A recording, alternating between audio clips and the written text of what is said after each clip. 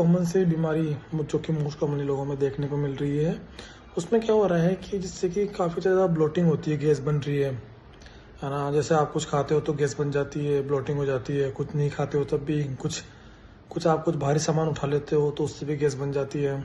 बहुत गंदी ब्लोटिंग हो जाती है, कुछ खाने का मन नहीं करता, कुछ पीने का मन नहीं करता। और जिसमें कि आपने जो आप मेडिसिन भी ले रहे हो, जैसे आपने नियर बाय डॉक्टर से कंसल्ट किया, मेडिसिन भी ले रहे हो, जैसे कि मोस्ट कॉमनली जो डॉक्टर मेडिसिन देते हैं इस केस में वो है पेंटापेराजोल, जो कि गैस की होती है। गैस का कैप्सूल लेने के बाद में भी आपको कुछ आराम नहीं मिल रहा है और वो ब्लोटिंग कंटिन्यू या परसिस्टेंट है, तो इसका मतलब है कि आपको या फिर आप एक हाइड्रल हर्निया के गो थ्रू हो रहे हैं। अब ये क्या होता है हाइड्रल हर्निया? इसमें क्या होता है कि जो इसोफेगस और जो गैस्ट्रिक पार्ट होता है, जिसका जो जंक्शन होता है, मतलब जो पाइप, फूड पाइप एंड जो पेट का जो अपर का पार्ट होता है, जिनका जो दोनों का जो जंक्शन होता है ऊपर, वो वाला पार्ट बाहर निकल जाता है।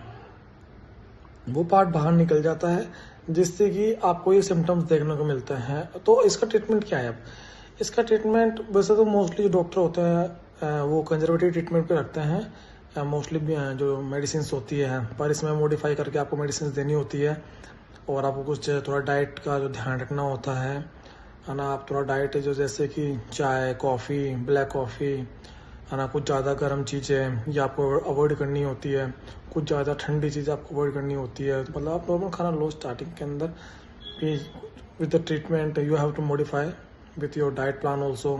थोड़ा वेट लॉस करना होता है आपको और मेडिसिन कंटिन्यू रखनी होती है। अगर मेडिसिन काफ़ी टाइम तक कंटिन्यूस करने के बाद में भी, जैसे कि 1 महीने, 2 महीने, 3 महीने तक मेडिसिन आपकी दी देते हैं इसके केस के अंदर डॉक्टर, अगर इसके बाद में भी ये बीमारी आपको परसिस्टेंट कर रही है, तो फिर फाइनली जो डॉक्टर जो प्रिस्क्राइब करते हैं या फिर जो प्रोसीड करते हैं, वो फिर एक लेप्रोस्कोपिक सर्जरी के थ्रू होती है, जैसे कि फंडो